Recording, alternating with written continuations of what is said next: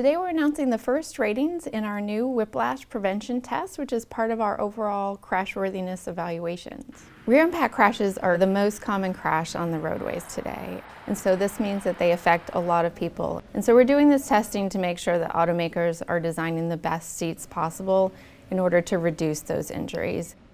IIHS has been evaluating seats for whiplash protection for over 20 years.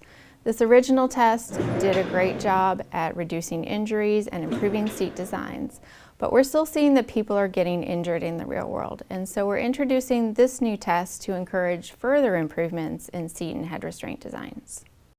This new test is more challenging not only because we added a new severity, but also because we reassessed how we're evaluating seats. We are encouraging automakers to have good head and spine support, stable interaction between the head and head restraint, and good energy management in the seat. In this first test group, we rated 18 small SUVs.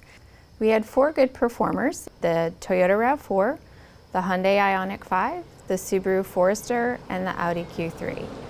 We had 3 vehicles that were poor performers. Those included the Hyundai Tucson, the Mazda CX-50, and the Ford Bronco Sport. So these vehicles had elevated measures in most of the categories that we're looking at. Consumers who are looking for the best whiplash protection in a new vehicle should consider other options. Well, whether you're driving an older vehicle or a brand new vehicle, the best way to protect yourself in a rear impact crash is to properly adjust your head restraint. And this means making sure that it's as close as possible to your head and high enough to support your head. Just like wearing your seatbelt, adjusting your head restraint is a simple step that you can take to protect yourself in a crash.